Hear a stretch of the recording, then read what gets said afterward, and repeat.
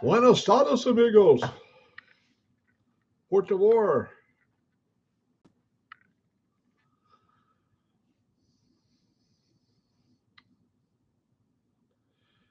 Well, I can't say I didn't start early enough.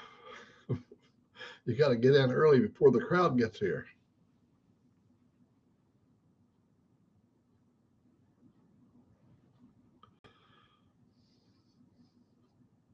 It's like going shopping, man. You gotta be in early, get the best deal.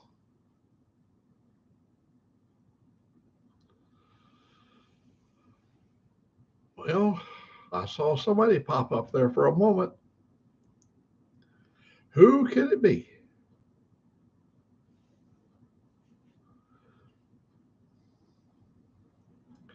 Well, it's a nice, brisk morning here in Alabama. I haven't even turned the phone on yet. Here we go. Come on.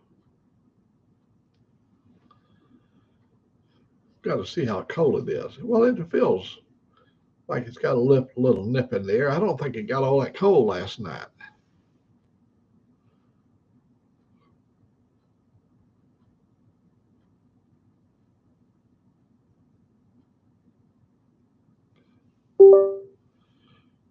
Oh, let me see who's here.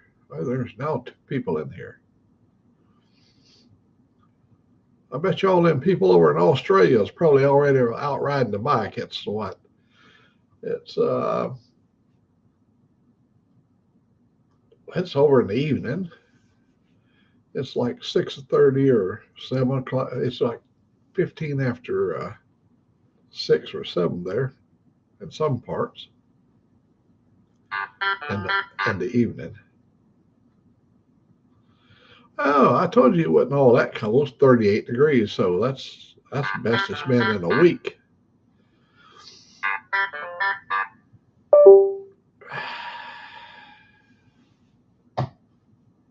Well, there's somebody that gave me the thumbs up. I guess they're happy that they're also awake and alive. Oh man,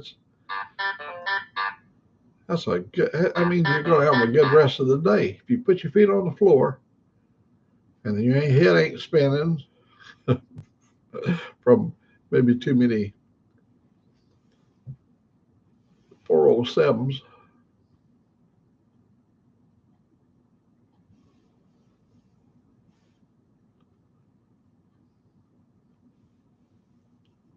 Well, somebody get this conversation started so we can just rattle along here.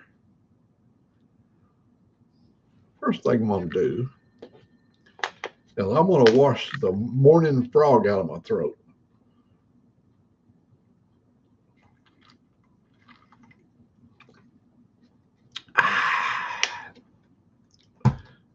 Yeah, old Mac, he had to wash that octopus out of his mouth left over from last night, yesterday.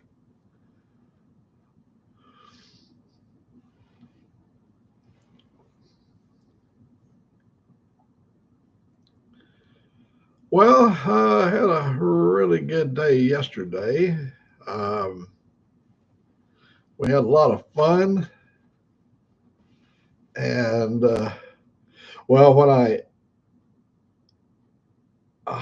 I started when I was leaving Coleman, the sun was so bright that I hadn't even. I looked down at the instrument a few times, but I hadn't paid much attention to it. And I heard something go bing, bing. And then I looked down there and you need gas. I forgot to fill the tank up. I was going to get some gas yesterday. So next time I leave out of here, I will have to stop and get some gas. Oh, who's that over there? Victor.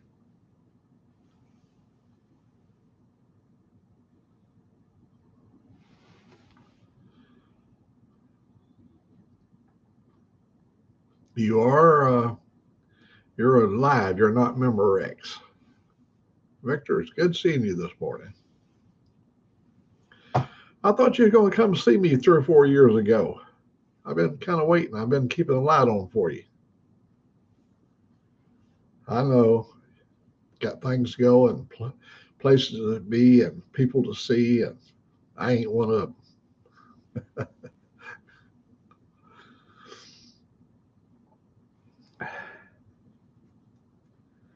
I sent I sent James Ken in the bunker. I sent Ken in the bunker an email, and it came back, and I guess he's changed phones. He don't have the. Maybe he's got tired of seeing him stuff. So that might be this. He switched phone numbers, so I wouldn't be bothering him. I write him every year, so, and that can bother people. Oh, I understand, Vic. I can really say I understand now because I walked over Costco. Hey, there's Rod B. Hot diggity dog. Yeah, I walked all over Costco yesterday, and when I got into bed last night, the old dogs were squawking a little bit, quite a bit. Well, Rod B, are you? See, you're getting closer to go, and look at what the hell I see over there. W5 OYK. That's Mr. Roebuck over there, a motorcycle guy. Man, it's so good seeing you too. Look at that. You know, Rod B, this guy right here. Um, Over there, Ike Roebuck. He's had a lot of good friends. Him and I had another common good friend. His name is Ken, another Ken, and he was a bike rider too.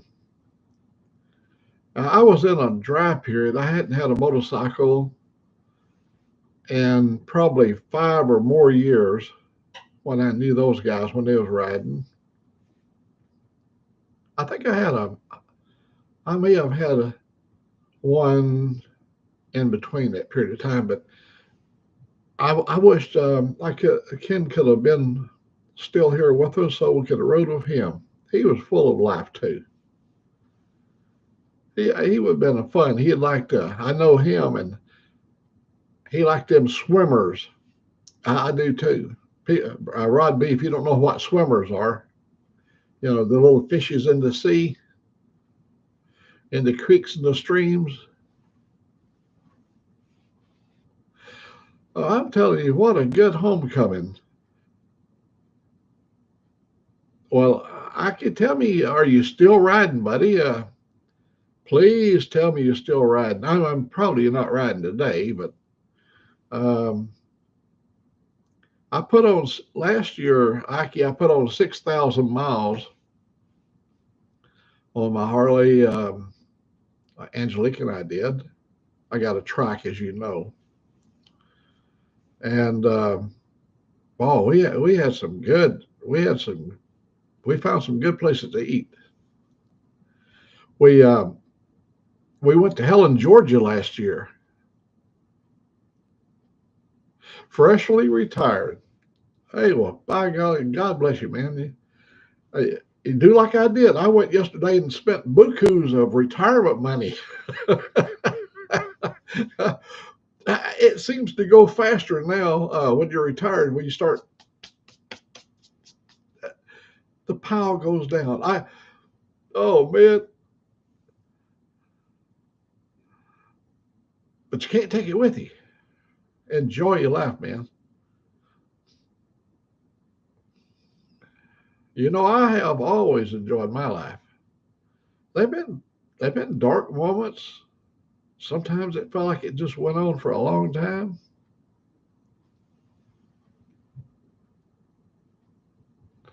Oh my gosh, yes. Well, Ike, he's one of them. And there's Motorbomb. Look at Motorbomb. I got some dear friends, people that go back a long time in my life. They can tell stories about me right there. I don't even have to tell any stories. Ike and Victor, they know all my stories. They've been hearing them for 25 years. uh, um, Ike, he's a motorcycle, he's a bike rider. He rides a Harley.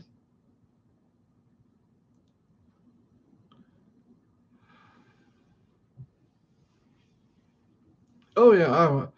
I guess maybe Ike found me through maybe through Victor. We've been around for a long time. Yeah, that's it. No, Ike, it only seems like 40 years. uh, I try not to tell the same story twice. I try to, because that's the sign of you getting old when you start driving if you left blinker on and tell the same story over and over and over. I promise, folks, I ain't going to get old, so y'all won't be hearing any old stories or the same story. You'll hear all my stories are old. Look at this. Look here, Motobum, if you reading what Ike Roebuck is saying there, uh, he's been following me since trucking days. We had a gang. We had a bunch of folks on. I had a young man from, I believe he lived in Mississippi, and I had a 160-meter antenna, and I loaned him my 160-meter antenna. We were really big on 160 meters. That's I think they call that. Um, well, it's way down in the frequencies, low frequency. So I loaned him my antenna, and then from here at the house, man, wherever he was in his truck, when the conditions were right, I could talk to him on 160 meters. He took that antenna, I mean, from Florida everywhere, and hey, sick. I'm not interfering with anybody's show, am I? Because I looked, it's only 5, and it'd be 6:22 your time. So let me know if anybody's coming on, and I'll get off.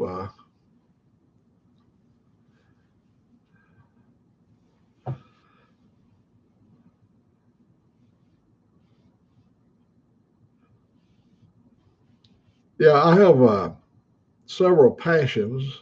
One of them was trucking. See, a lot of people. I used to love to go to New York, and people say, "Why would you go to New York?"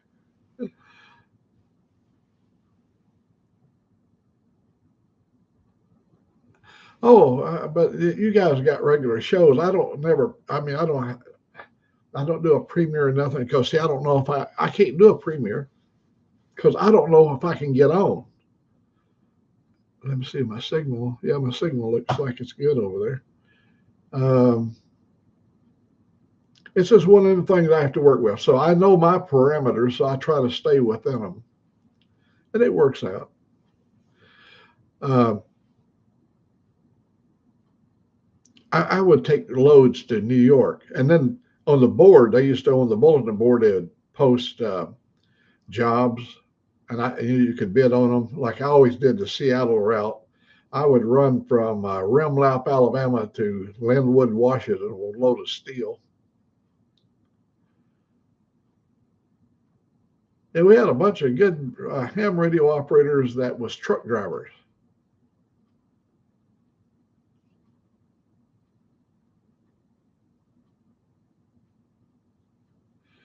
Oh, I was going to ask you, Aki, how about our Cajun friend? You remember? I don't remember his call. He was such a great guy. He would tell us. He did a lot of Christmas storytelling, and he did it in the Cajun style. Golly, things starting to fade away now as time goes by, as it will for everybody. And I forgot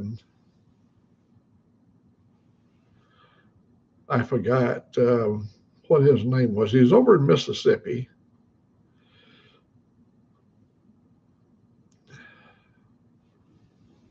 I hope that they're all well.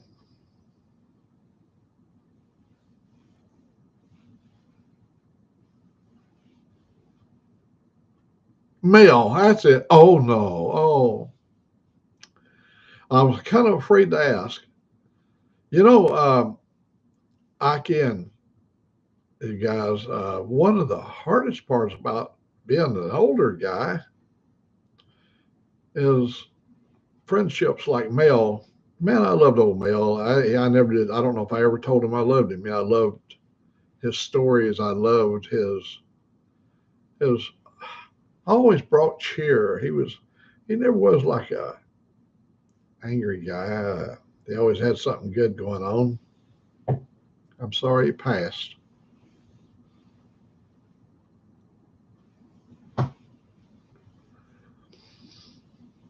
Yeah, you got your evening over there, Rod B. Oh, I was going to ask you, Rod B. When are you heading out to Thailand? And was it this month or February? Well, I know you was heading out. Rod B. Not Rod B. But OC. He's home. I think. Yeah, I saw. Yeah, he was on my chat the other day. 22, 25. Okay. Yeah, I assume you're flying over. You're not going to have to take a steam trapper, work down in the boiler room, um, down there shoveling coal. Yeah, I'm going to Thailand. Yeah, I got to toss a little coal in the burner.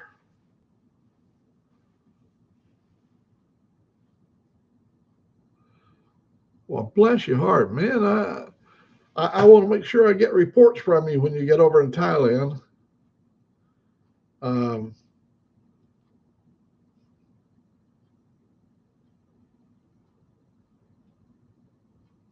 and if you happen to get you one of them little old 20-year old little fillies over there, they're so beautiful. Every one of them. They are so beautiful. You get you one of them little 20-year-old fillies over there. I know you're going to be popping out little babies because they breed pretty good. I want you to name one of your little, if you had a little boy like Mini Mac. Mini Mac. Oh, so you can show us your love life with your GoPro. Did you get the new GoPro 13?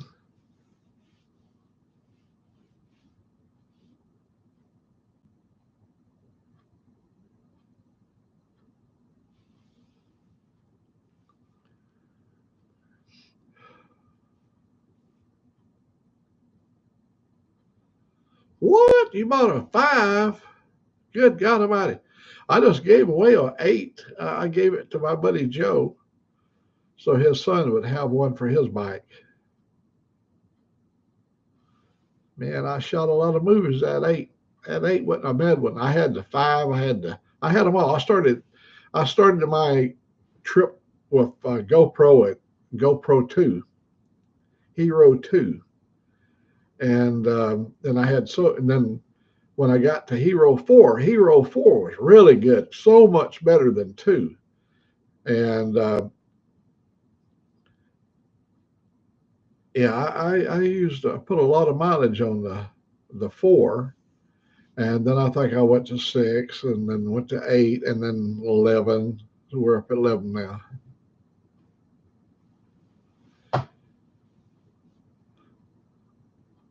Yeah, you get you one of them young fillies now. Listen to this now. We can add the love connection. You can show us walking down on the beach with her, and and her holding on to your wallet. As you walk in. It's going to be a love story, man.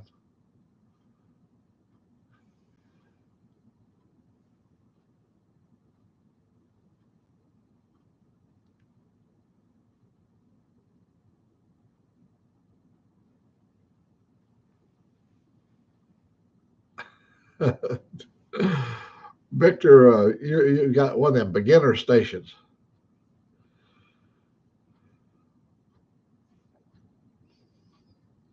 I'm going to tell you, I had a lot of fun in Washington. I was a ham for like 28 years when I came down here, I was N7DR. A lot of you got a lot of. I know Aki remember.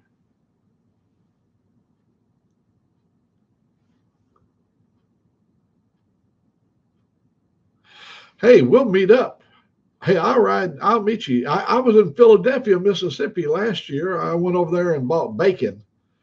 I went over and bought a whole bunch of bacon wrapped up in 1 pound packages, and I gave it away to everybody. Well, I didn't give all of it away. I kept 5 pounds for myself, but I wish I'd have got. I told Angelique when we come back, I wish I'd have got 30 pounds of it in the little 1 pound packages because it makes nice gifts. I mean, it's hard. I don't know if anybody turned down a pound of bacon. That bacon. Oh, thick slice with the rind on it, fries up so good, huh? I can have a big old slab of that now. God, it's good. Yeah, let's meet up this year, 2025. We used to meet at all these ham events. I remember me and you and Ken sitting up there in Coleman, up at the fairgrounds, with all them radios and stuff.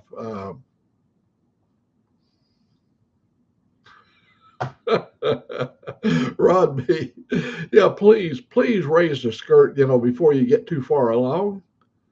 Or like we used to do a long time ago, cop a feel. I mean, you can pretty well tell if it's got the right package, before she holds on to your wallet.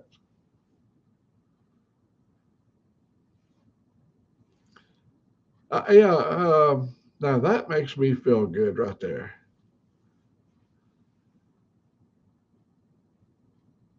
3828. Oh, well, that's a good one. Joe, my buddy, he tells me about 3828. He comes over and he fills me in on everything that's been going on. Who's died, who's still here kicking.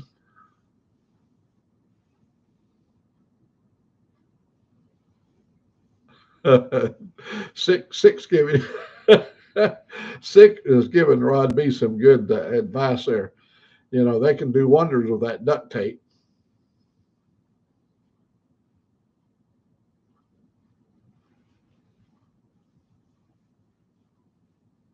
Oh, God, don't. Whoa. Let me wash that taste out of my mouth. Whoa.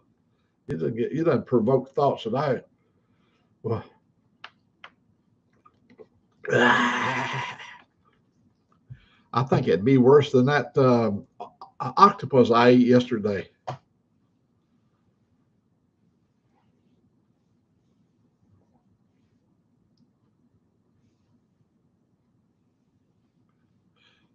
Bye bye, Aki. Enjoy, buddy.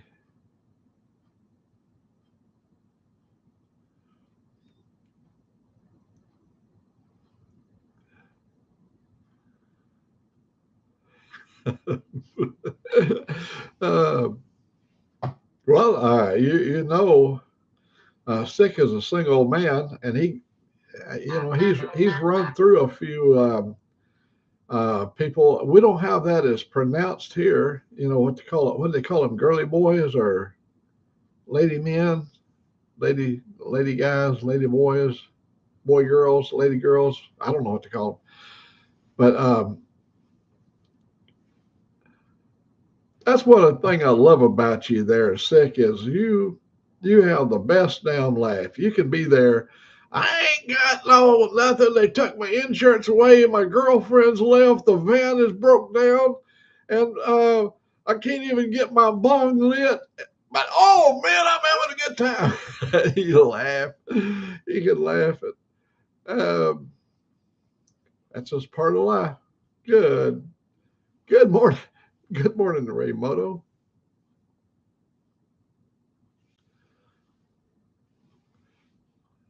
Yeah, just today's topic is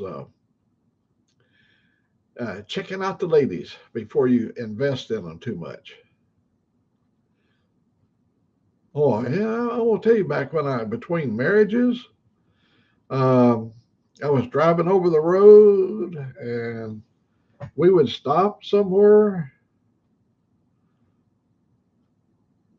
I tell you, up in Montana, they were some Montana and Wyoming. There's some good bars. See, up in Montana, all the bars are numbered back from the old days, from the old Lion Shack days. And my very favorite bar was Bar 100 at Judith Gap.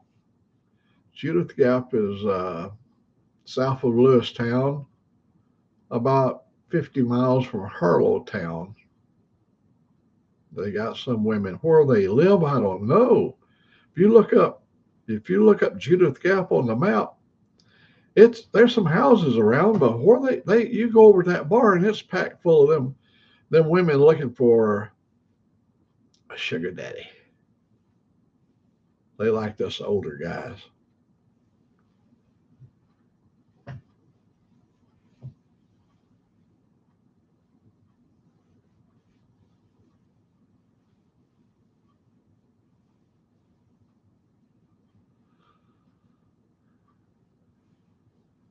Yeah, we're all human beings that make the world go around.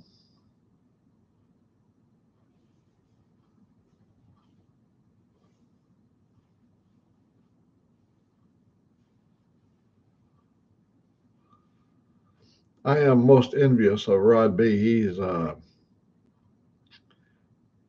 getting to go over to Thailand. I thought about that a lot. My kids all would come back from different countries. They were all in the military, and oh, my boy Donald, he's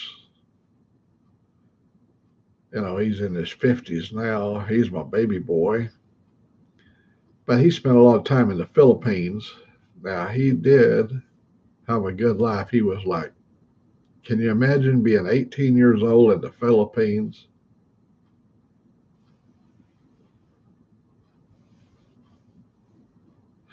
Oh, we've been eating a lot of oatmeal this winter. I love it. It kind of reminds me back when I was a kid. My mama would make a big old kettle of oatmeal. Oh man, we'd get that oatmeal, and she'd save us cream. She'd separate the cream so that we could have cream in our oatmeal and butter. And if things was good, we'd have sugar. That was always good. Oh yes, Roman meal. We've had the we used to have a cereal. You can look it up. It's called bulgur. I believe it's like bulgur was like a wheat chaff. Bulgur. I don't even know how you spell it, but it was bulgur. We'd have a bowl of bulgur. Bulgur. Bulgur, you eat it like grits with butter and brown sugar, or just butter and no sugar, however you wanted to eat it. Bulgur. We used to eat that stuff. A reason being is back during the days when my daddy used to make whiskey, he was a moonshiner, and he could get bulgur at really cheap cost. I mean, really cheap cost. It was cheaper than anything. He had another one um, that he used called shorts. That's the name they usually come in a 100-pound bag of shorts. Now we never ate the shorts, but we did feed it to the mules. But bulgur we ate.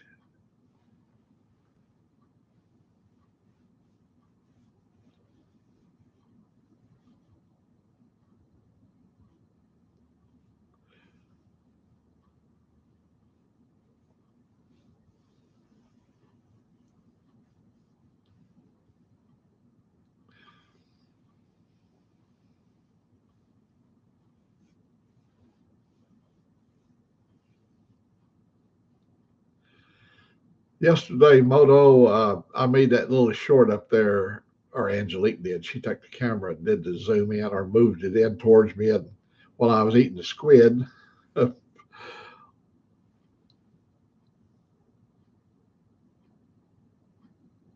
Bulgur is spelled Bolger. Yeah, it's probably Bulgur, maybe Bul. There you go, Bulgar. Bulgur. That looks more correct right there. Um, Bulgar.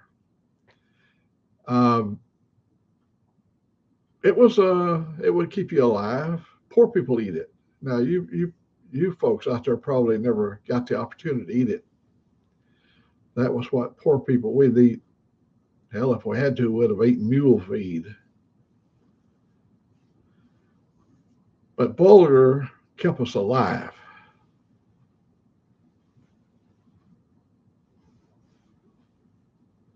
Yeah, that's right. It had a. I'm gonna tell you the history of it. My folks were Europeans. You know, my father's side. His mother, she came into America with a crest from England. Her last name was Wedgeworth, and they had a little crest and all that stuff. So they brought a lot of traditional English dishes with them, and the English was big about sucking up on that porridge, and so booger was a thing that grew readily here in America. It was something was easy to get. That and the Indians eat booger, so it worked out good for us.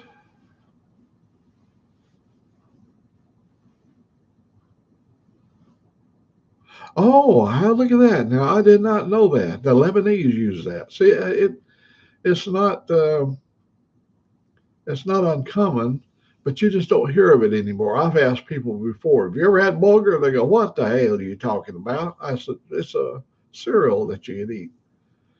And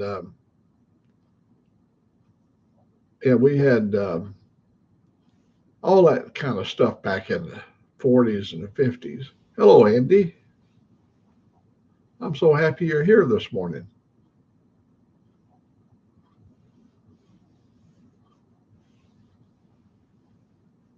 Buddy, Rod B, you'd be fun just to have as a neighbor because if old Mac here couldn't remember something, I would walk over to your place and I go, "Hey, Rod, what's that? What is that?" You know, whatever the question happened to be. And you go, "Oh, that would be, this is what they use for putting on a Turkish guy's scrotum." You know, you'd have an answer. You would know. you would you would know everything. You you haven't failed us once.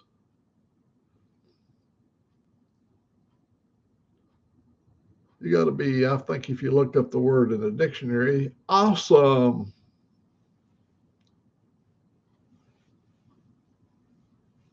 Riding on Ruby. I didn't forget you, buddy. I was busy yapping and yapping, and I seen you pop up over there.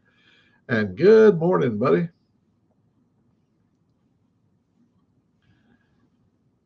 It won't be long. You'll be breaking out that bike and just be out there on that road, just zipping up and down the highway. No, man, we needed that. You know, it wasn't useless. It was a help to create a topic of conversation.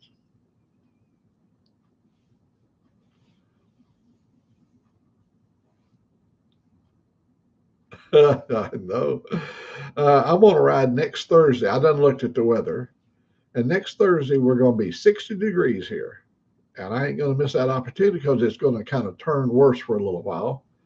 And so if I don't squeeze in that ride next Thursday, chances are I might miss that little opening.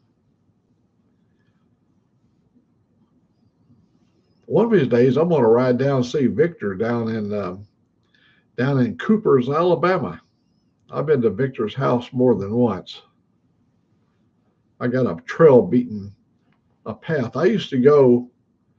You ain't gonna believe this, folks. Now, I used to drive from here 117 miles, I believe it was 117 miles to go have breakfast.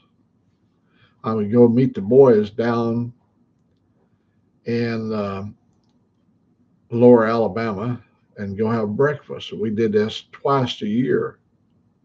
It was a radio group. We met down in this little town and historical little town, beautiful little place. And we enjoyed it. We used to go to to this restaurant that was owned by these just really colorful African Americans, colored people, black folks. They they owned a restaurant, and the little old girl, the woman that owned it, I can't even remember her name now, but she uh, she was so delightful. She'd come over there and everybody she visited everybody while you was eating, and always had something going on. It was always about football and and I believe her brother worked there too, brother or uncle.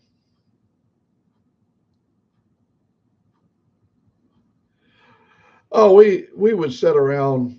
All bunch of motorcycle riders would ride down to down there to what the hell's the name of that little town?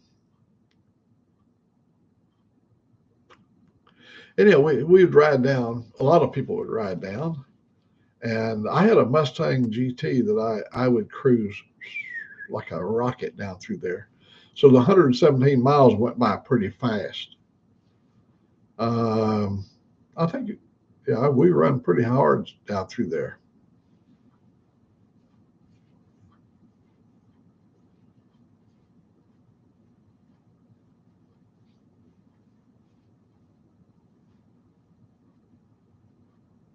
One time I used to ride around in my Mustang, and I had a skeleton. The skeleton rode with me everywhere. It was a full human sized skeleton, 6 foot skeleton. And he'd sit over there, and I had his little hand up on the window sill, and his little finger stuck over in that crack where the window was at. And he'd ride along, and I would sometimes reach over and get his neck, and I'd turn his head towards people as he went by, and I'd have my hand there, and when they would go by, I would turn his head, and then I would slowly turn the head back, and they couldn't see it because the headrest, you couldn't see my hand on his neck spinning and turning. I was turning him around, and one time I did this to an Alabama State Patrolman. He was cruising up through there because a lot of people don't like to pass the highway patrolman, but I say either go or get out of my way. And so I was coming up through there, and there was an Alabama State Patrolman, and I immediately he checked his, made sure his radar was running because he wanted to nail me, but he couldn't get me because I was legal. And I turned that thing and looked over at him, and then I took and I turned my head and looked at the state trooper. He was laughing so damn hard. He had a look of like, "Oh no!" uh, his name was Boney Maroney. Mr. Boney Maroney rode everywhere with me. You saw me, you saw Boney. It was just something fun to do. And I'm going to have fun one way or the other.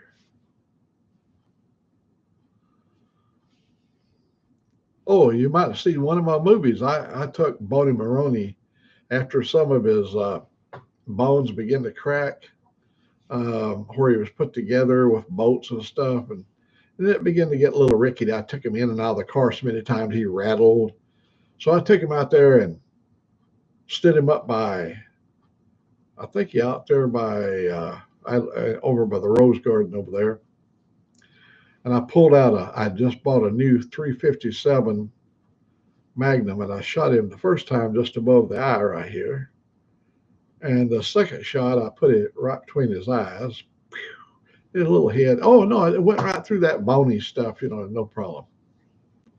And then they said, you shouldn't do stuff like that because that would be like representing shooting a human. I said, that's a goddamn skeleton. Yeah, but it represented a human. But it was a skeleton made by a man. Poor ignorant fool. I ain't kidding you.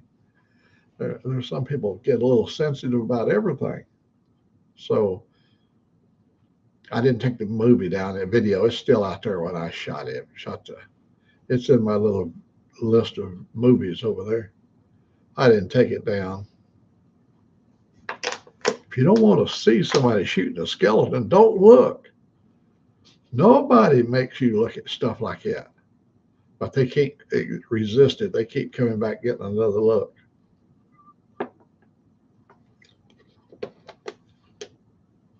I hope I still have a signal. I think I do.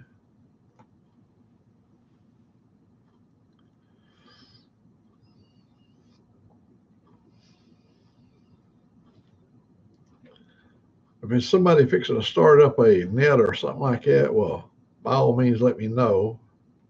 Fixing to start up a, y'all don't call them nets, a blog, or I know you're going to have your coffee thing. Moto's going to have his coffee thing here pretty quick. I still got some time.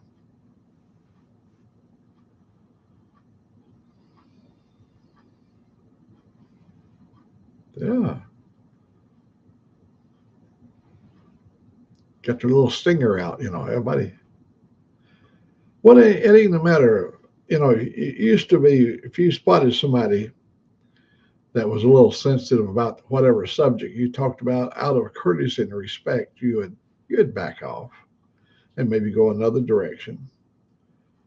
But nobody backs off anymore. And the sensitivity just grew. It just grew.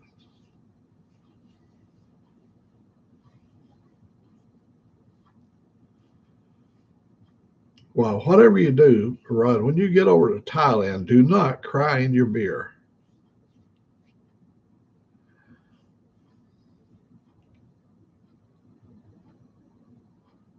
Be sitting there and tears dropping in your beer, saying things like, 2 times this week, she fooled me twice.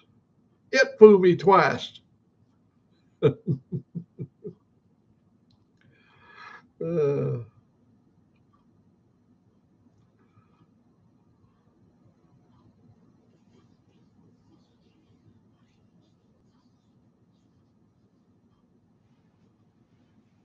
I'm looking forward to your trip as much as you are. You're going to be my Thailand connection, you and OC.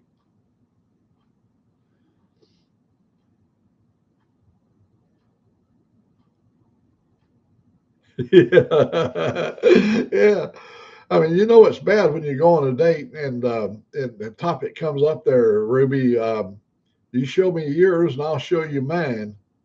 Uh, that's a date. You go, oh my God.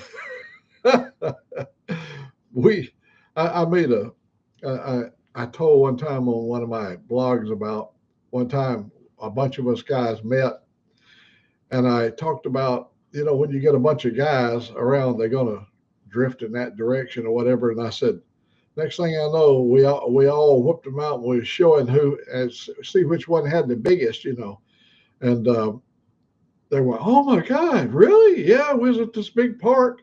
We all whooped them right out there. And they go, oh my God. I said, we're talking about guns here. Everybody at this event had pistols, and I used to carry a rather large one. These sweatshirts that got the pocket, it goes all the way through. I used to put a 44 Magnum, and it would hang right there, right below the navel, and it was a big gun. Because when they started showing them, I want to make sure everybody know that I had the big one, 44 Magnum.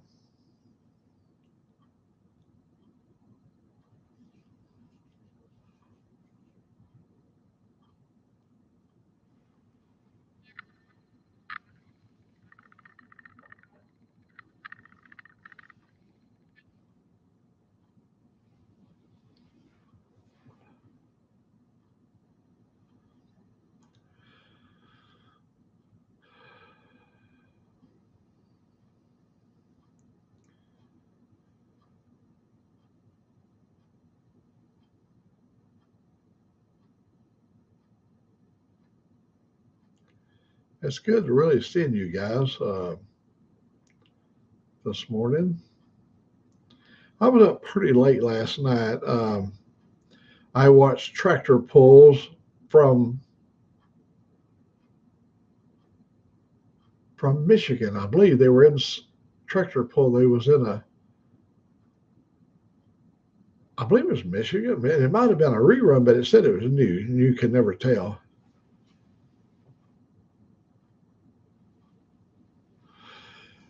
Yes, I did. I not only did I meet a president, I met General Dwight D. Eisenhower. I met General Eisenhower in 1952. I was 12 years old, and he was a general that my relatives all fought under in the European War, and they loved him. He was at that time Alabama was absolutely 100% Democrat. So that was in the 50s. Alabama was totally Democrat.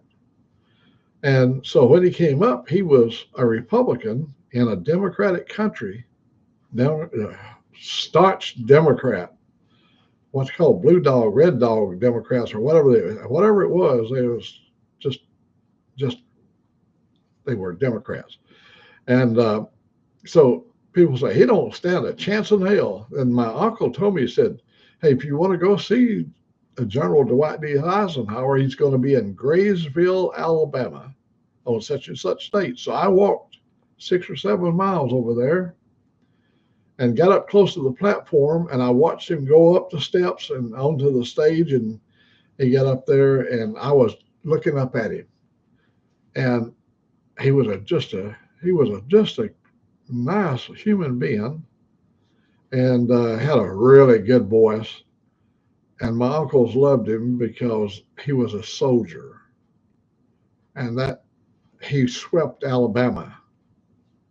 He swept Alabama. He came into just absolutely the homeland of Democrats and came in and just swept Alabama because he is much beloved by the American GI. And then I met George C. Wallace, which he ran for president. George C. Wallace was the governor of Alabama, and I met him at Castle Air Force Base in California. I know I've told this story before, so before anybody starts saying the old man is starting to drift, I met him. I had a cousin got his legs blown off in Vietnam, and I was down there to see him. And George Wallace came in. He was running as the independent for the president of the United States. That was 1968. It happened right at the Tet Offensive, and he got his legs blown off, and he came in and got to shake his hand, and it was a really he stayed in the room with us there for quite a while.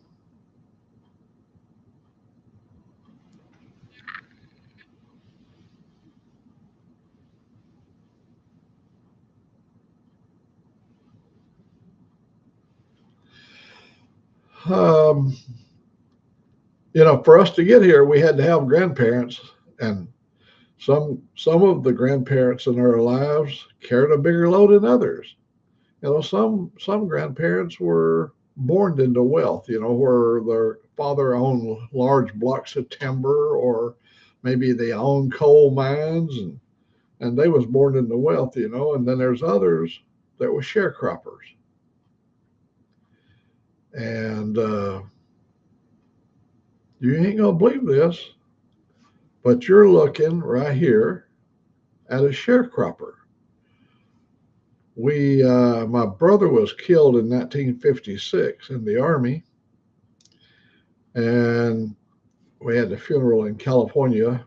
He was buried at Barstow. So we come back to Alabama, and my mother had remarried, and her husband arranged a sharecropping deal with a guy that owned a huge grocery store, and he had a lot of land, and we got 166 acres of land. That's what we sharecropped, 166 acres.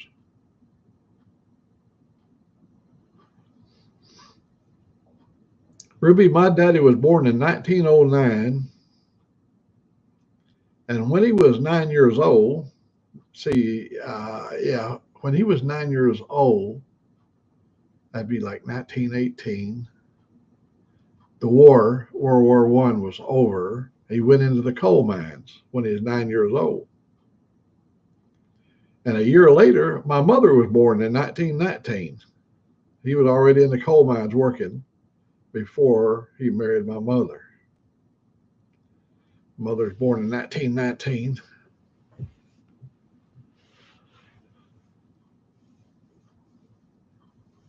I'm glad you got an opportunity to spend time with your grandparents.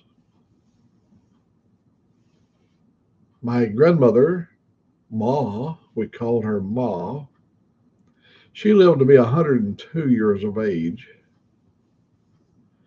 She had her mind, she was of sound mind and sound body up to the last couple of years. She started, we called it back in the old days, she was starting to get a little dawdling, drifted out a little bit.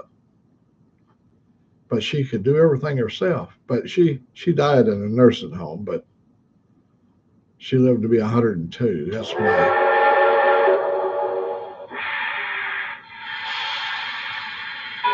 Right on time.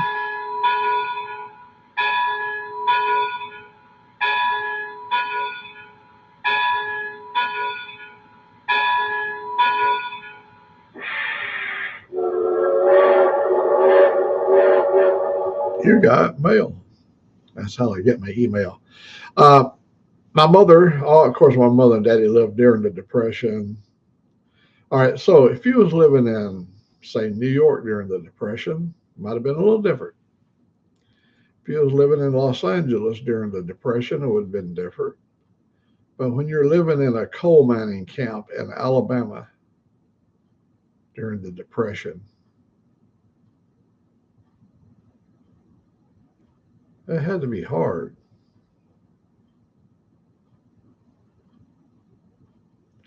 My mother, her dad, when she was 5 years of age, her dad, he was a Cherokee Indian, he had consumption or tuberculosis. So they said, for you to continue to living, you'll have to go to Arizona.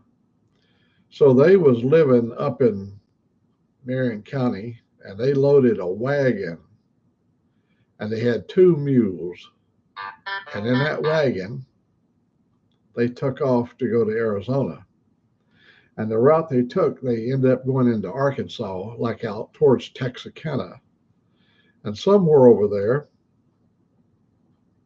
they had to take the wheel off and repack the wheel. They had to cross a couple of creeks. But when they jacked it up, Grandpa was down on the ground helping uh, his son change the wheel bearing. Hello, mythical rider, Miss Lolly. But when it slipped off the jack, in the back of the wagon was a coal burning stove so they could stick the flue out the back so they could cook inside in bad weather if they had to. When the jack fell down, the stove fell onto my grandfather and it broke him up really bad. They had to turn around in Arkansas and come back, and he made it to Alabama and they buried him in Marion County, my grandpa. But he was all busted up from a stove. There's two versions of that story. That's my version that was told to me by my mother. But another version, he made it back to Alabama, and after recovering from being broken up from the stove falling on him, he was hit by a car and was killed by a guy run over him and killed him. He's dead anyhow, one way or the other. But there's two versions of the story, and I'm just telling you my version.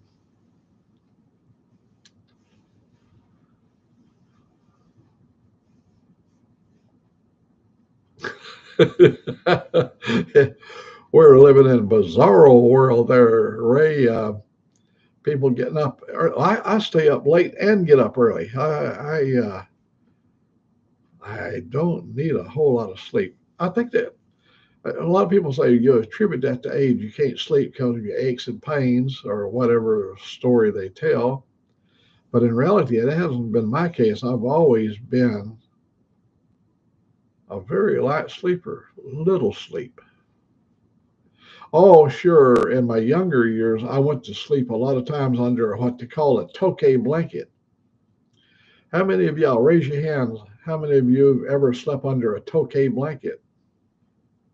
A tokay blanket. Tokay is a cheap wine. And if you drink enough of that cheap wine, you'll go to sleep. Tokay. It's made by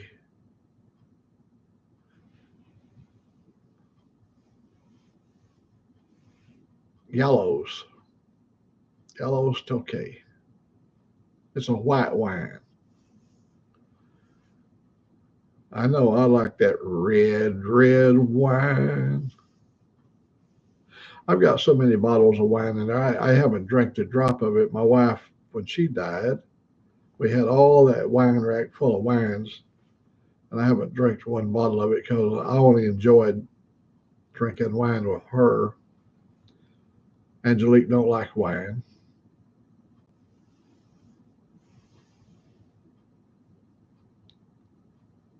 I do too. I like that. I like the whole rhythm of that song, Red Wine. You know, the musical instruments that goes along with it. Um, I tell you a good song. We've talked about this before. Um, Summer Wine.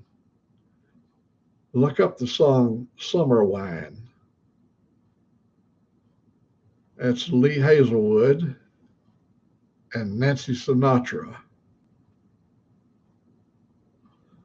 called Summer Wine. I told a story about when I woke up with my version of Summer Wine. My dollar and dime was gone. But that's a good way of getting robbed, you know. I mean, you don't feel bad about it. You had a good evening.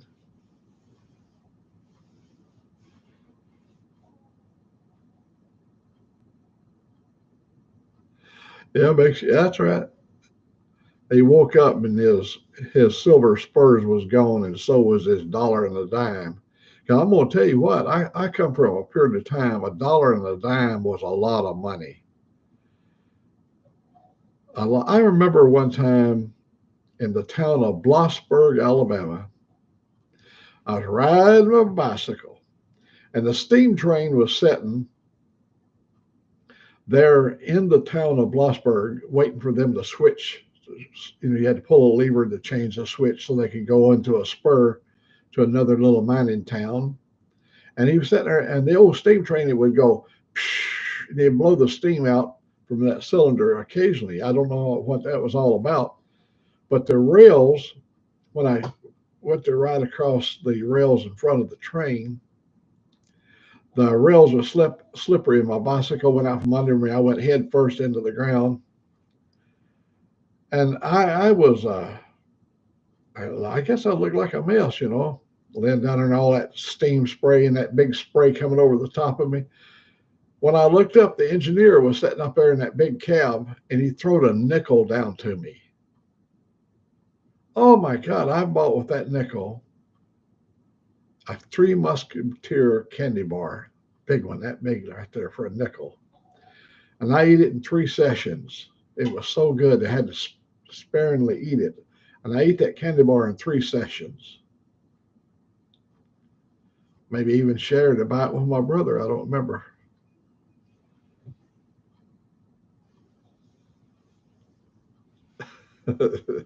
Yeah, times of five and dime. We used to go to Birmingham, and we called it going to town. When a country boy would go up to Birmingham, it was going to town.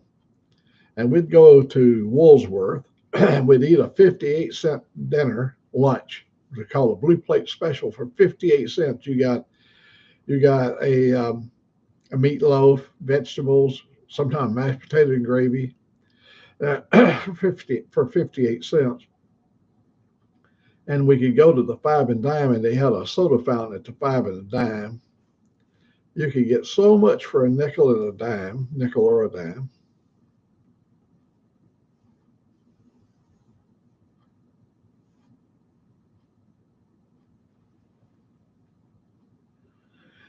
Yeah, I heard some people the other day complaining about PayPal. Is oh, I've done this too. You know, you donate some money to somebody, and you got to pay a fee. And I believe the one that receives it they lose a part. I don't know. It seems like they all got their little hands, little grubby hands on everything. I guess they got to make money. I don't know how it works, but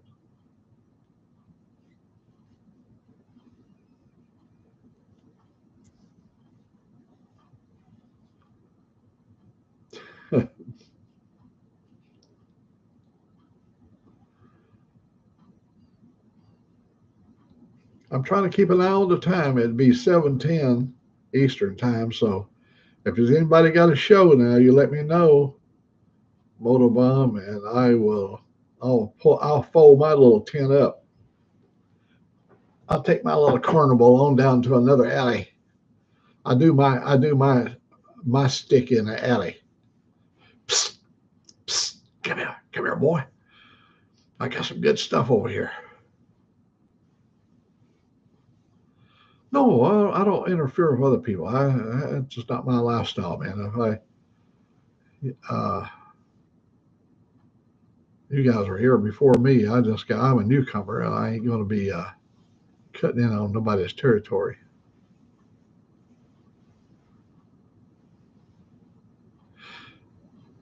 No, I understand. I don't get to talk with Rod B as much as you guys get a chance to talk with him.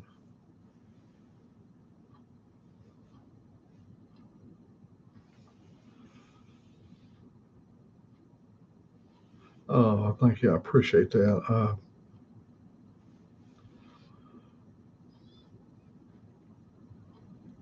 Well, mythical writer, tell me, have you got adjusted to your new name, your stage name?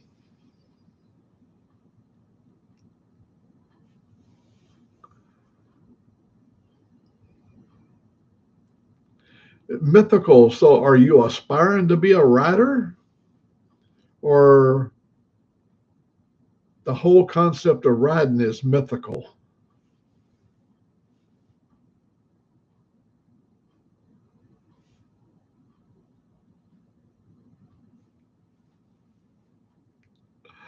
I can imagine how people go, who's this new guy, new girl, new lady, new friend, new subscriber? Who is this?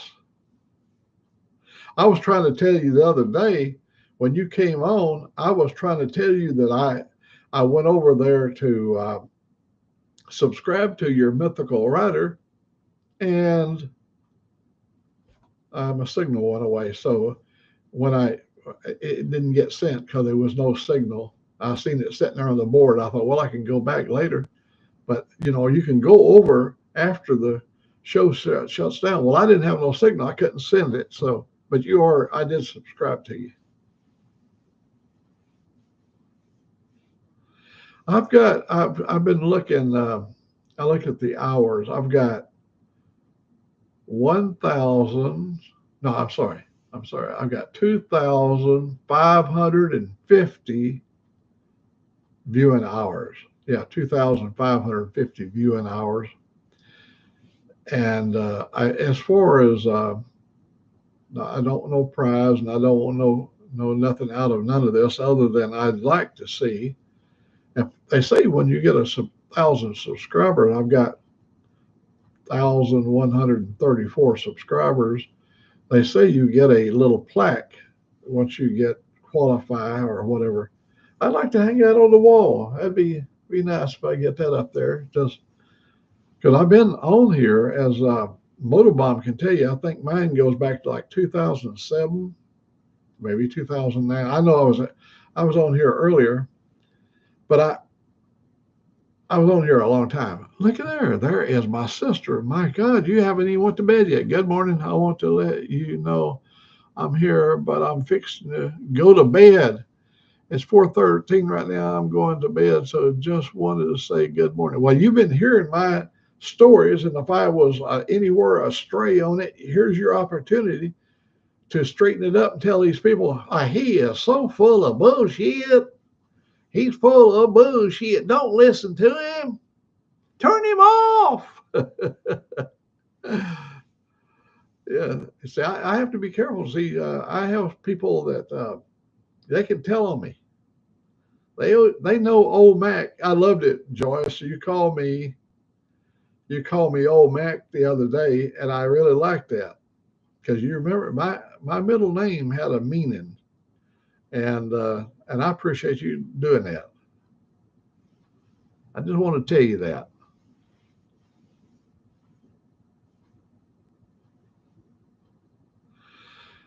I'm at the point where you basically have to be pretty careful about lying because you know I do believe, and some of the things I read in that big book, the one that is really scary to read, they talked about a liar and thief not being able to enter the kingdom of heaven. Now, I don't know what heaven's going to be about, but I got a feeling it's better than Arkadelphia. Just my opinion.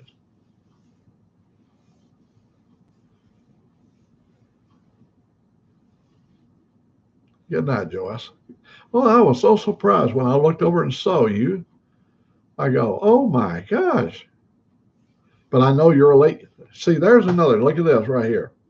And she just now going to bed at 4 something in the morning.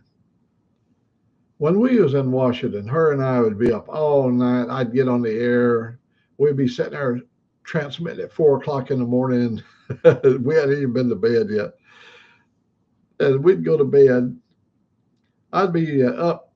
I'd be back up at 7:30, 8 o'clock, and I would go in there and fix my breakfast in there in her kitchen. I'd go in and get me a big cup of coffee, get me a scone or one of those really nice muffins that she had.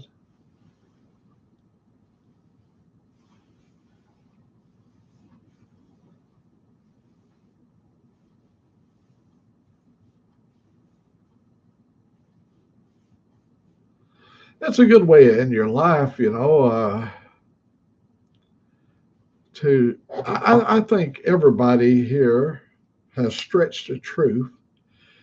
You start telling about a story, and especially if the story is about fishing or golfing or some achievements that people was always trying to achieve, and other people had told about the big walleye that they caught, or the big northern pike, or the big Pacific Northwest salmon, and you start telling your story, and you might just make it a little bit bigger. Like, for instance, after you hear the story about all their fish that they caught, then you tell the one about when you hooked a big old fish up there in CQ, Washington, in the Strait of Juan de Fuca, and you're reeling that thing. You're fishing off the end of the pier, and you're reeling, and you're fighting this thing, and you know it's a big one, and it's running. You got a 180-pound test line on your thing. It's like a rope going out there, and you got that pole bent way over, and you're cranking that thing, and oh my God, when it finally comes to the surface, it's that wide between the eyes. And so you go over there and wrap your cord around this winch. It's right on the corner because they have to lift up some of the big fish up out of the water, like the big halibut and stuff. They weigh 50 pounds or more. So you're turning that hand crank winch to lift that thing up out of the water. And you hear people yelling and screaming all down in there, and you finally look over the edge of the pier to see what the hell they're all. When you pull that fish out of the water, it lowered the Pacific Ocean to the point where the boats were laying over on their side. They was grounded. And the people were shaking their fist at you and everything. And you go, oh my God, I'm sorry. And you go ahead, and when you're reefing it up over there on the corner, because on every fishing pier they got a thing for you pull your fish up so you can weigh your fish. It was so big I couldn't get it on the scales, but when I swung it past the scales, the shadow weighed 76 pounds. The shadow.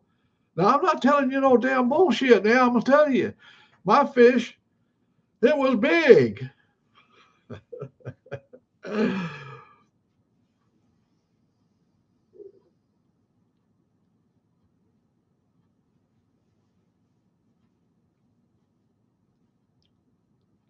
Hello, T-Bone. Yeah, I never told a lie, T-Bone. I have literally stretched the truth a little bit, just like in my story about the big fish that grounded all the boats, but stretching the story a little bit. I think the intent about the lying is if I talk about a neighbor and I tell Ray about a neighbor, but I'm not telling the truth about my neighbor, I'm telling something to just get a little riff going. If I have ill intent with my lie, that's a lie. You know, if you're using your lie to harm other people, uh, and that happens a lot.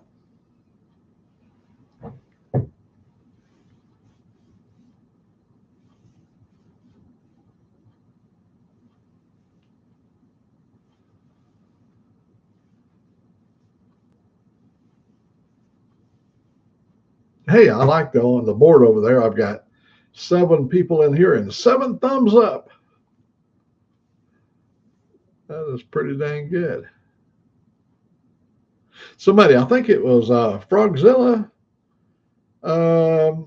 They would always, when they come on, they say, "Hey, folks, don't forget the thumbs up." And I never did remember to say that, but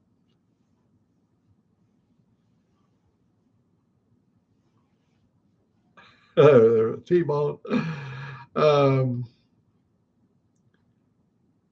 he's going to sit you down over there and he's going to say, "T-Bone, you and I have a lot to talk about." No, no, no, no. You can't argue with me about this. You and I are going to have, in fact, I'm going to do all the talking, Mr. T-Bone. We're going to get serious.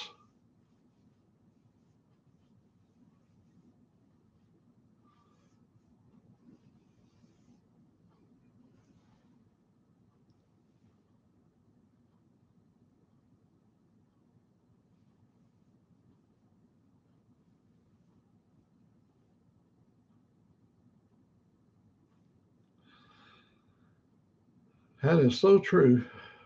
We have so many people that's got cameras everywhere, and I was in the Costco yesterday with my camera. I was like a newbie, you know, going around. I made that little video. I did it for my daughter. She's an employee of that corporation, and she loves her job. Been with them for many years, and my grandson also works for the same corporation, and they both really love her. He's really young, but he's already being fast tracked into management because he's really got a good head on him. He's pretty smart. My little grandson Henry, he's going to be something else too. He is so smart. When I talk to him, he calls me Old Mac. Bye, Old Mac.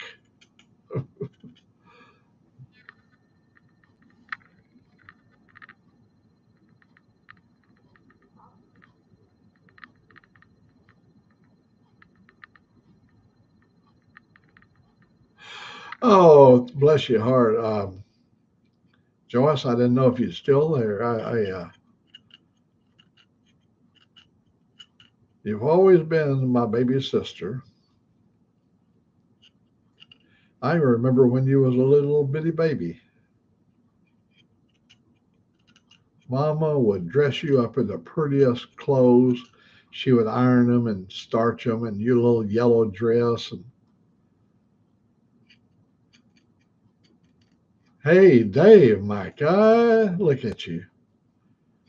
My sister Joyce, say good night to Joyce. She's going to bed, and she's up in Washington State. She's already been up 97 hours today. It runs. Her and I, we're both non-sleepers. Now we have other family members. They make up for it. They sleep all the hours that we don't do. They do the rest of them. Dave, I'm so happy to see you in here. I was telling Moto how we have both watched how you have just grown in your video in your editing process where you're blending in the different scenes when you just really have been putting some time in on your videos, and it's paying off. It really looks good. A lot of work, I know. I have to do some stuff on mine, but you with all that beautiful fade in and fade out and different scenes, seascapes and mountains. I love that when you went up on the mountain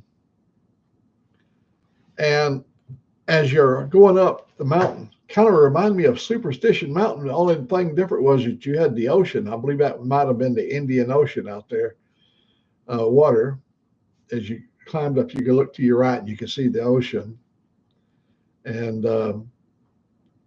that's got to be some really good riding.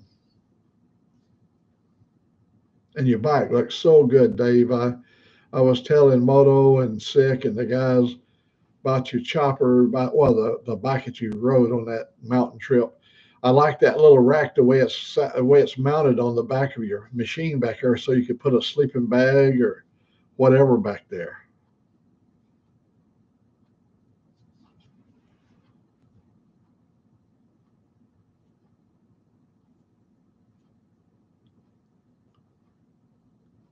Dave is blossoming. Yeah, well he had an expert in cinematography. He got to ride around with him in 2024, and it rubbed off.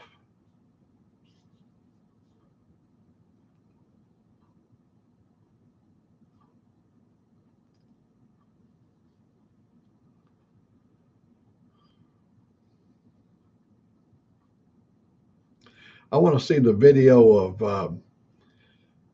of Dave the time his belt broke and he had to hitch a ride back into Gooseberry, and he they was out there in the wild outback, and a kangaroo come hopping up, and he looked down at Dave, and then he nodded for him to go ahead and hop in, and Dave hops into the pouch and holds onto the rim of the pouch,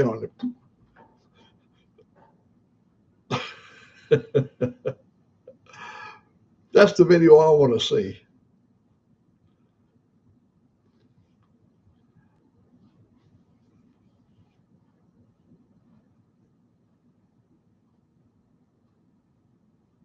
Yeah, yeah, the Dutchman. Yeah, that's right. I remember when you spent some time with him.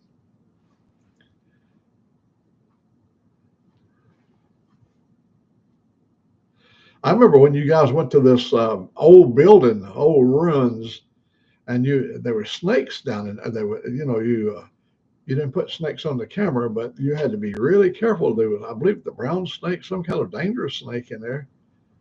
And we're always when we go off and pull off. You're always worried about snakes around, poison snakes. Oh, I can imagine. I can just. I've seen a lot of good Australian movies. Some of the hardships of the people out back. And some of the harsh living styles. I think it's somewhere up towards Kimberley, somewhere where they do when they opal mining, when they go down 30 feet down in the ground and they're mining for gems and stuff. And they live down under the ground where it's so hot up on top side that they've got places to live down under there while they're mining.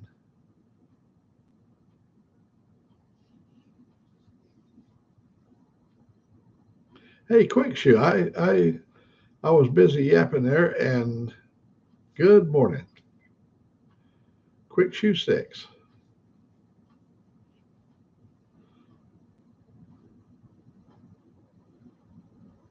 Yeah, quick shoe six. He's got some mileage on him.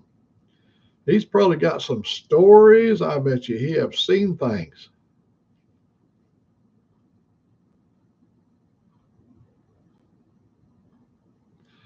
Oh man. I was up in Washington this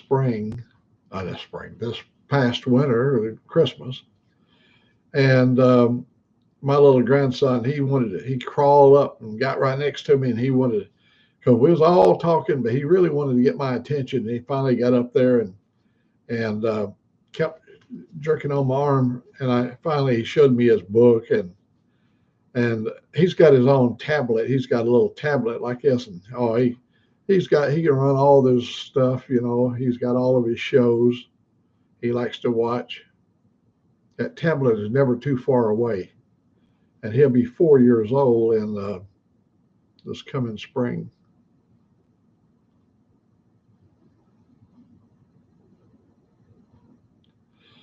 I can imagine.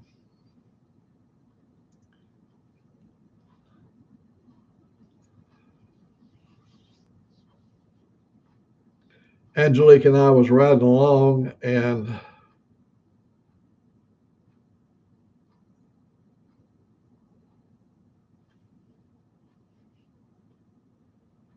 man, I don't have headaches, but I did have headaches years ago, maybe 50 years ago. Um, we were riding along, and Angelique said to me, she said, "How many times have you cheated death in your life?" And I would tell her about some of the episodes where life was just so close. I got sucked down into a flume. This flume carried sugar beets into this rock separator. So when you left and you went under the water, and all these thousands of tons of sugar beets are flowing down on top of you, it carried you down through the rock separator, and then that's where you would come apart. But you already be drowned at the time you got that far. But I was already over my head. But I had real strong arms when I was young, and I reached up and I grabbed these bars. These bars are put on there so uh, things don't get flushed out. I grabbed a hold of the bars, and I held on, and all the water running over my head and beating me in the back of the head, big old beats like that. And finally, when all that load got down to the rock catcher, it stopped and started back up. So I started putting my feet on the beats, and I pulled my head up out of the water and reach up a little higher and pull my body up out of the flume. I thought I was a goner. Flume is in the sugar process, and you have a semicircle where all the beets are stacked 50 feet high, and you take a water gun and you wash the beets down into the flume, and they flow on water, and they go into the factory, and then they do their thing that they do at the factory. Oh yeah, it was a close event.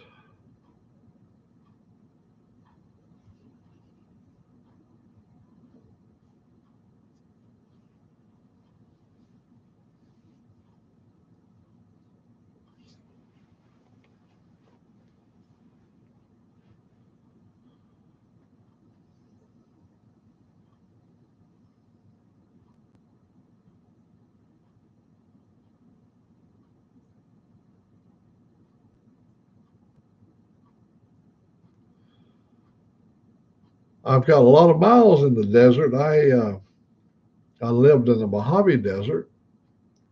It's not one of the great deserts, but I was stationed out there when I was doing the YC 14. YC 14 is twin engine, about the size of a C-130 cargo plane. The YC 14 C stands for cargo.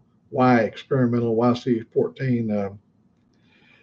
It had a new concept of lift. It's called upper surface blowing, and the engines are on top of the wing, not under the wing. And the exhaust has a duct that can flow so that you create lift, and you can take off fully loaded around 1,300 feet, about a quarter of a mile rollout.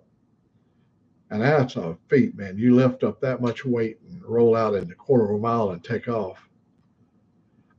We were down there at Edwards Air Force Base, and I lived in Mojave. I lived in Boron.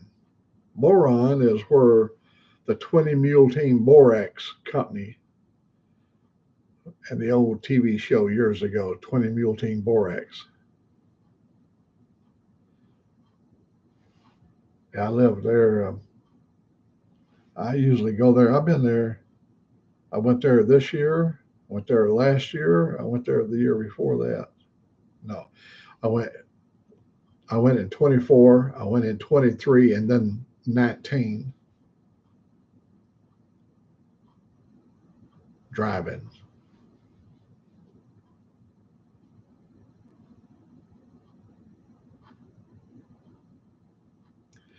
We've played in the dunes a lot. We've always had dune equipment,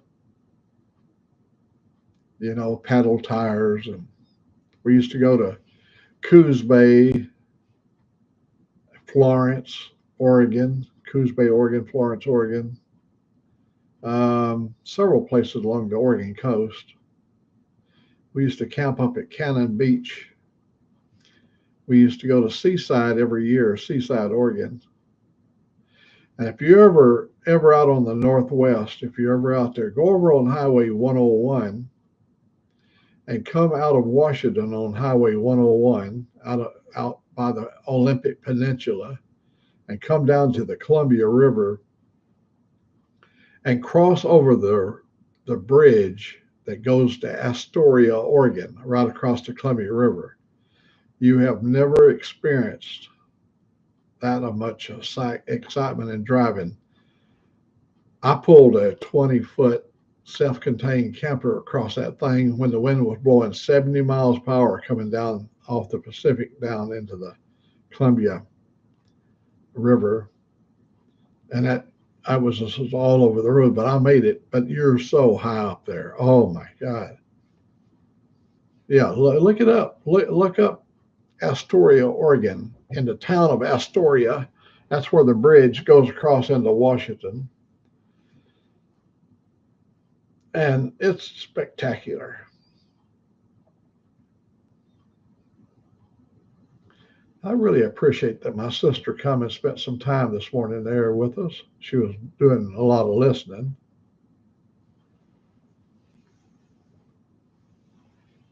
Her and I, we begin to get some mileage on us now. We had this deal. I got a family plot of 4. I got us a plot in our cemetery, our family cemetery, that will fit 4. And the way the rules were made up when we did this, my mother died, she got slot number 1, and whoever got to lay next to mother would be the next to go. And now it looks like my sister is going to be laying next to mother because she's going to be buried in that cemetery. And I'm going to be fried like a rat, man. They're going to shake and bake me. And they're going to take my ashes up there. Angelique is going to do this. She's going to put my ashes in our urn right there on mother's tombstone. Oh, man. Everybody enjoy. Get your stuff together. Thank you very much for coming over, visit, and spending some time with us. Everybody here loves to see you.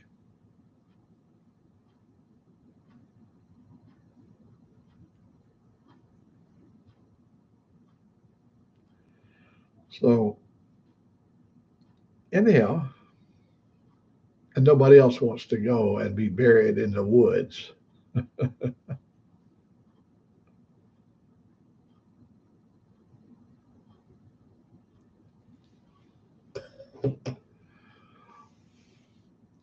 Oh, I'm gonna probably be like Ruth. She slid out of this life without any fanfare. And when we go, it's probably going to be somebody will say, "Hey, did you know Old Mac expired?"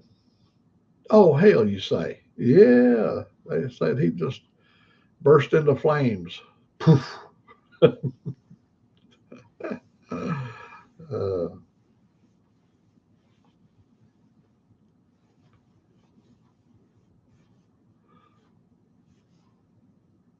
When I was a boy, some of the best wakes I can remember. All right, so we had this relative.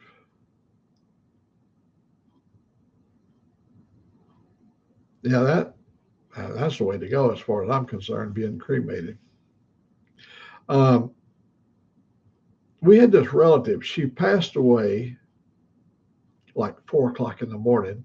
Back in the old days, here's what they did: they would take you up and they would process your body up at the cemetery, and then they'd bring you back for a family viewing, and you'd have your wake, and everybody gather around, and the body would be laying there, and so we went to the wake, and everybody's drinking, and Irish people like to drink, and you always drank at the wake. And they was all sucking down their brews and whiskey and all that stuff. And my brother and I, we went into the kitchen. See, that morning she cooked her husband breakfast. He worked in the mines. And then shortly after he left to go to work, she passed away, had a stroke. And so we went into the kitchen, and above the stove, you got two little compartments up above the stove. They call them warmers or warming oven. And I opened the door, and there was a plate of biscuits from that morning. I get a biscuit, I hand it to my brother and whoever else came in there, and next thing you know, they found some grape jelly over there in the cupboard. So we told us some grape jelly. So at the wake, instead of we were enjoying the grape just like the adults in there at the wake, but ours was in the form of grape jelly and cat head biscuits that the lady had fixed that morning. The last thing she did in her life was make a pan of biscuits for her husband, and we got to eat them.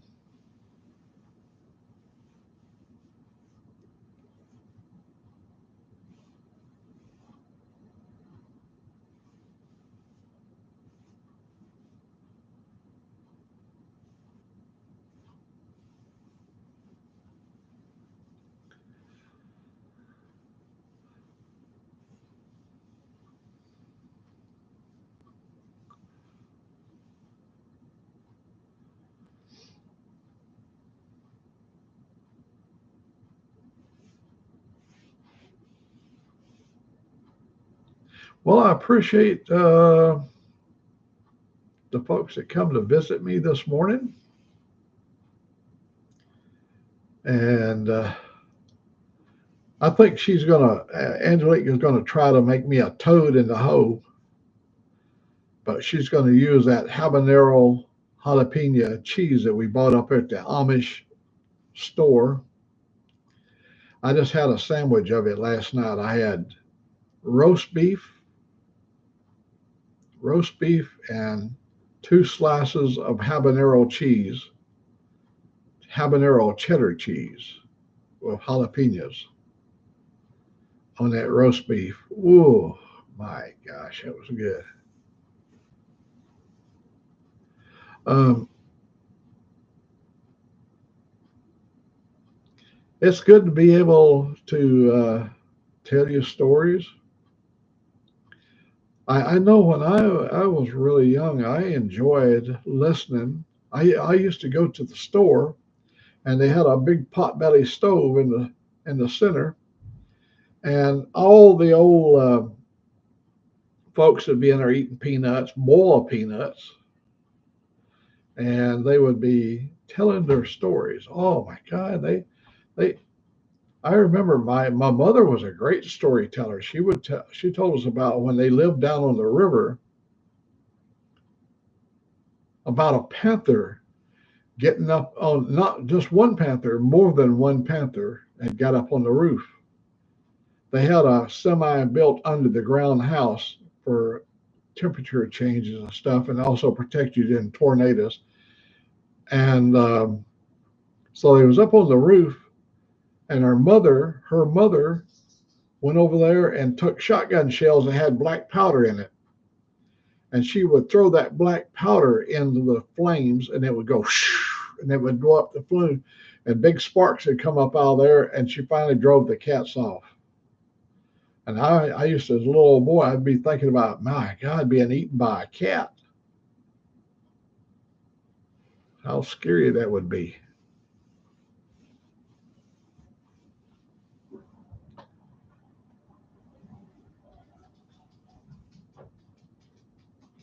Well, Mythical Rider, be sure to give Frogzilla a big hello for us. And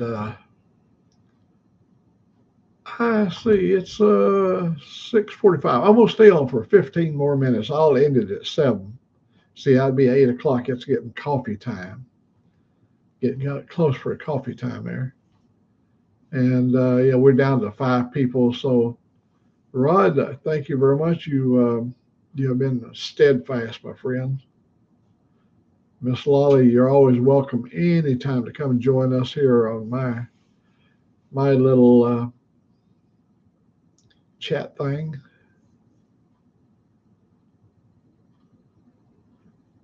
But and my signal looked like it stayed good. I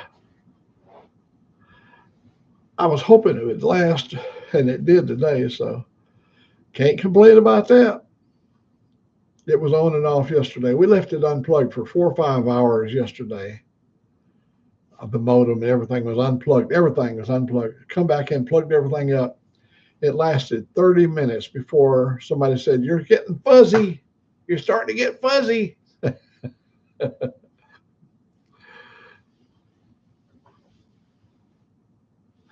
um, I do. I go and I watch replays. I catch Dave.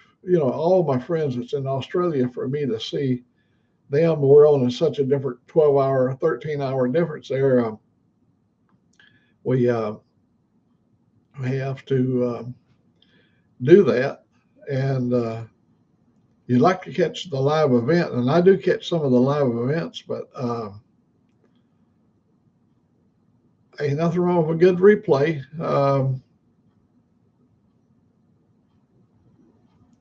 I used to have up on Facebook, I was on there for many years. I used to have so many videos up there.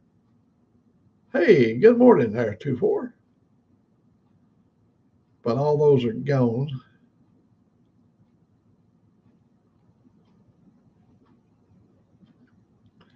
Two four. What kind of weather do you have up there? We are in the 30s here. Yeah, I knew it was pretty. It was. Uh-oh. Heard something beep. There it is again. We're at 37 degrees and raining.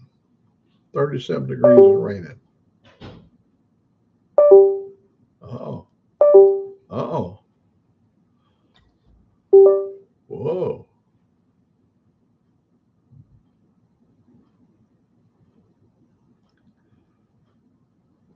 We're going to end this thing at 7 o'clock. So it was nice. We had a good turnout today.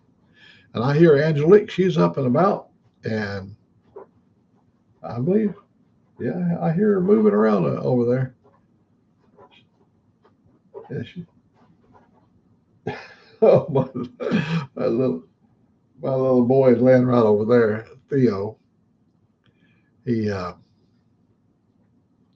usually lays right beside me on the bed, by the bed there. He has a bed right next to my bed. But when I get up in the morning, and I don't care what hour, within a few minutes, he'll get up and come over and get in his front of the fireplace bed. I don't even have the fireplace turned on, but he's just a creature of habit. He wants to be within eye shot of me because I'm just sitting a few feet away from the back door, and if I open that back door, he wants to go, man. We took the kids with us yesterday. We took them to Huntsville, Alabama, Madison, Coleman, and my animals love riding. They like going to get in the car. Oh, little old Theo, he's so fat.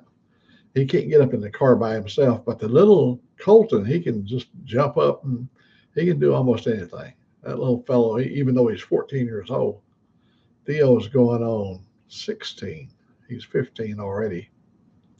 He's heading towards 16. That's a nice long life, buddy.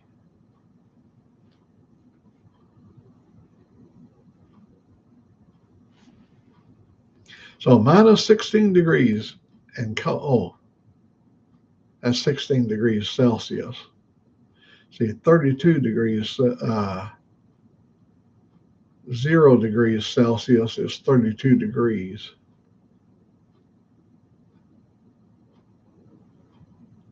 (32 degrees Fahrenheit).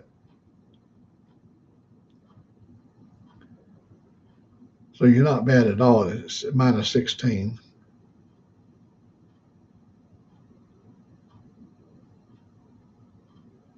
Oh, that's don't get me wrong.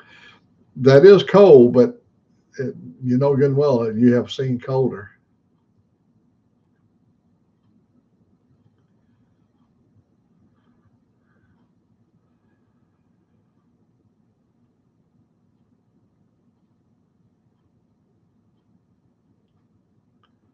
Yeah, I'm looking forward to Rod when he gets to Thailand. All the He's going to be like a big-eyed kid in the candy store, you know. First of all, they're going to want to touch his beard because most of the Asian people don't have that beard like you've got there, Rod.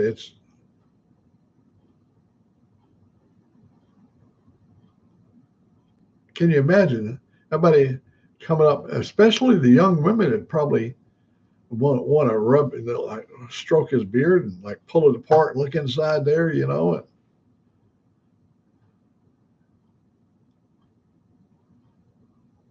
you can pull it apart, Rod.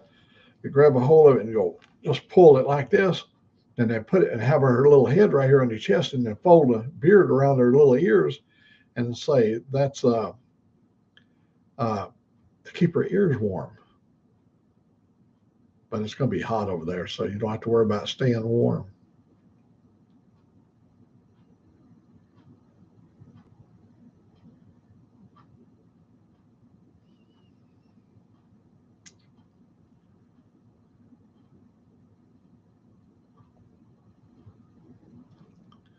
Yeah, this is going to be quite an adventure. And one thing about it, we're going to be on the adventure with you. You know, uh, your adventure is going to be shared with us.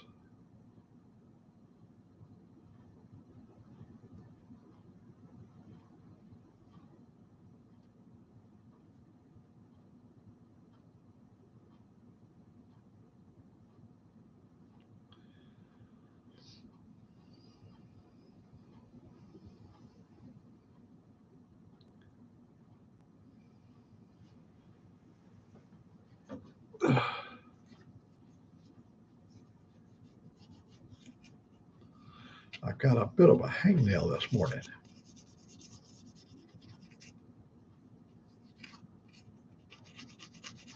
Don't you just hate it when you got a little bit of a snag in your fingernail and you run your hand down in your pocket and you hit a thread and it kind of splits that fingernail back? You go, oh no. So if you keep them filed down to where there won't be no sharp edges on them.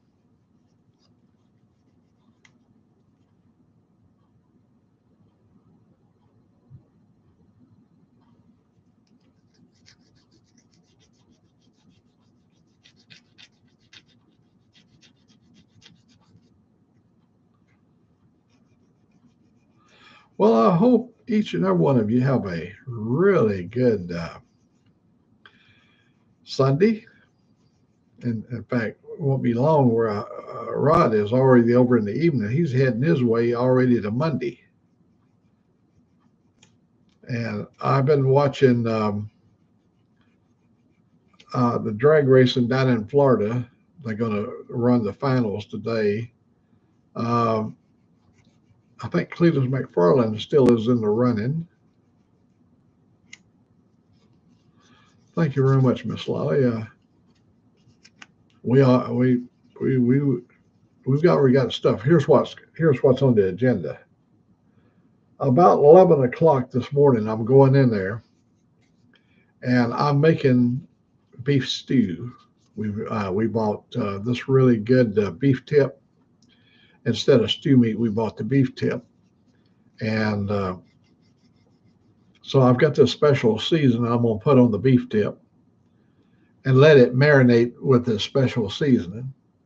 Then I'm gonna put this whole thing in I got a container that I can seal up, put flour in there and shake it up real good. And over in my skillet and my wok pan, I'm gonna put in some olive oil, and then I'm gonna brown the beef tip in this hot olive oil. Keep rotating it around so everything gets nice and browned. And then we're going to add 42 ounces of beef stock. And we're going to start constructing our beef stew. It'll be ready start doing it at 11. It'll be ready by 1 o'clock, maybe 1:30. I got these beautiful potatoes that's going to go in it. I've been looking forward to do this. She asked me if I'd do this several days ago, and I told her this weekend I will do beef stew. She loves my beef stew, and I like to eat it too. So we're looking forward to putting that pot of beef stew together. And she likes. I'll tell you what I did. I may have told some of you already. When I went up to the Amish store there, I bought $100 worth of soup stock. $100 I paid for the soup stock. Cream of potatoes. I even got a Mexican stew, tortilla soup. Yeah, tortilla soup. We're going to have that next week, tortilla soup. She loves potato soup because her mom made potato soup that was really outstanding, and she likes my potato soup. So we got a lot of things planned up for the next few days as far as eating. We like going out a lot. We do go out a whole lot, but we like to go out when we're biking. But in the wintertime, we kind of look forward to cooking too.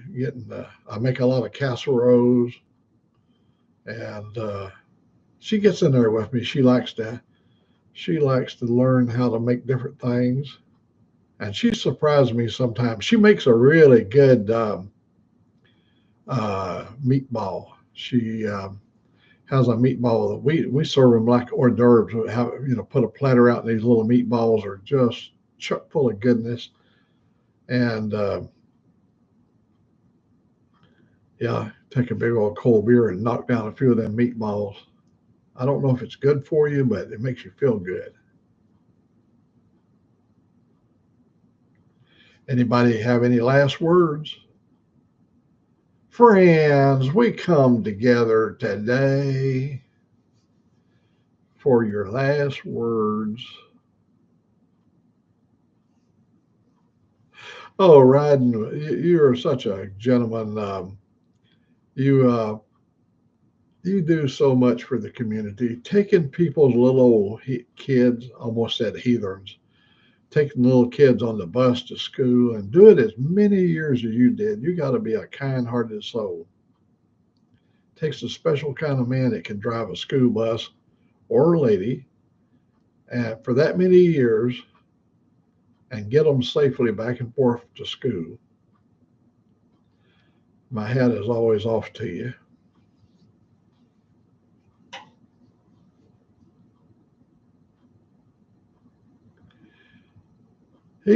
Mama, he's crazy. Mama, our bus driver is crazy. When he's driving down the road and smoking a cigarette, he flips it back over on us, you know. He hit little Tommy right between the eyes with a burning cigarette. Shut up, you little fool.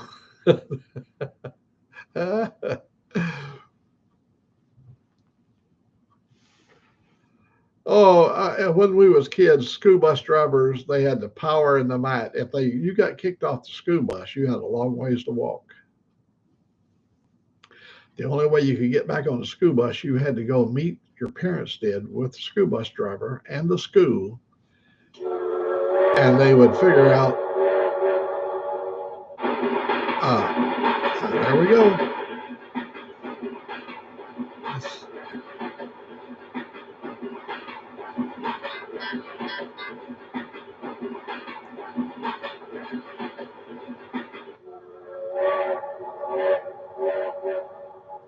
Blow the horn. All right, folks.